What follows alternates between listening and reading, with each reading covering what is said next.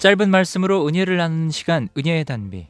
매주 수요일은 세기로 부천교회 최선 목사님의 말씀과 함께합니다.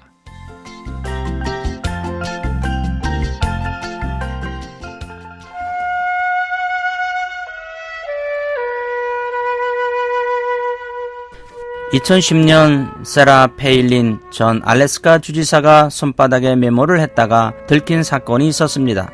페일린은 내시빌에서 열린 보수단체 티파티 집회에서 행한 연설에서 자신의 손바닥에 검은색 펜으로 에너지, 세금 감면, 미국 정신의 고향 등 연설 화두를 써놓은 것이 생방송 카메라에 포착돼 구설수에 올랐습니다. 이후 페일린은 오하이오주 정치자금 모금 행사에 참석해서 이사야서 49장 16절을 인용해 자신의 손바닥 메모를 정당화했습니다. 그리고 그는 자신의 지지자가 내가 너를 내 손바닥에 새겼고라는 이사야서의 구절을 보내줬다고 소개했습니다. 하나님도 손바닥에 메모했다는 것입니다. 그렇습니다. 하나님도 잊지 않기 위해서 손바닥에 메모하십니다. 정확히 말하면 메모한 것이 아니라 지워지지 않도록 아예 손바닥에 새긴 것입니다. 하나님께서는 왜 이런 말씀을 하셨을까요? 이사야 선지자가 유다의 멸망을 예언했을 당시 이스라엘은 죄로 인해 고난을 당했습니다. 이스라엘은 그들의 죄 때문에 이방 나라의 침략을 받고 신음했습니다. 이스라엘에 대한 하나님의 징계는 가혹했지만 그럼에도 불구하고 하나님은 버리거나 떠나지 않으셨습니다.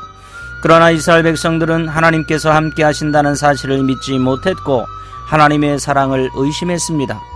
우리가 평안하게 살 때에는 하나님의 사랑을 느끼기가 쉽습니다. 그러나 어려운 상황에 빠지면 하나님의 사랑을 의심하기 쉽습니다. 특히 우환이 겹치거나 죄를 범하고 나면 하나님에게 버림을 받았다고 생각하거나 하나님의 사랑을 의심하게 됩니다. 성경에서는 절대로 그런 일이 없다고 말하지만 심정적으로는 하나님의 사랑을 의심하게 되고 급기야는 하나님께 버림받은 것으로 단정하기까지 합니다. 시편 31편 22절을 보면 다윗 같은 신앙의 거인도 내가 놀라서 말하기를 주의 목전에서 끊어졌다 하였사오나 라고 할 정도니 우리 같은 사람들이야 얼마나 그런 생각을 많이 하겠습니까? 그렇기 때문에 하나님께서는 여인이 어찌 그 젖먹는 자식을 잊겠으며 자기 태어서 난 아들을 긍휼히 여기지 않겠느냐? 그들은 혹시 잊을지라도 나는 너를 잊지 아니할 것이라 내가 너를 손바닥에 새겼고라고 말씀하신 것입니다. 인간의 사랑 가운데 가장 위대한 사랑은 아마도 젖먹는 아이를 향한 어머니의 사랑일 것입니다.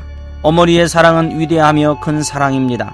만약 어머니가 젖먹는 아이를 잊어버리면 그 아기는 죽을 수밖에 없습니다. 아기를 낳고서는 아기에게 젖먹이는 것을 깜빡 잊었다는 어머니는 없을 것입니다. 그런데 하나님의 사랑은 어머니의 사랑과는 비교가 되지 않습니다. 하나님의 사랑은 우리를 손바닥에 새기시는 사랑입니다. 사는 것이 힘들고 지칠 때, 고통의 무게로 짓눌릴 때, 전혀 쓸모없는 미미한 존재로 느껴질 때 하나님의 말씀을 읽고 묵상함으로 버틸 수 있는 힘을 얻을 수 있습니다. 하나님은 우리를 사랑하십니다. 우리에게는 잊지 말아야 할 것들이 있습니다. 공부하는 학생이 밤을 새워 공부했지만 시험장에서 시험을 치를 때 까맣게 잊어버려 생각이 나지 않는다면 밤을 새운 보람이 없는 것입니다. 마찬가지로 우리가 말씀의 은혜를 깨달았다 하더라도 기억하지 못하면 아무 소용이 없습니다.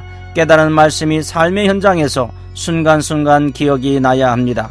그래야 말씀이 우리의 삶을 새롭게 해나가는 생산적인 힘이 되는 것입니다. 이를 위해 성령님은 우리의 연약함을 도우시고 부족함을 채워주십니다. 우리는 잊어버릴지라도 성령님은 순간순간 우리로 하여금 알게 하시고 깨닫게 하시고 기억나게 하십니다. 그러므로 성령님을 의지하며 살아야 합니다. 사랑하는 극동방송 가족 여러분, 주님께서 우리의 일용할 양식을 책임진다는 것을 기억하고 염려와 근심을 버리고 기쁘고 즐겁게 살아갑시다.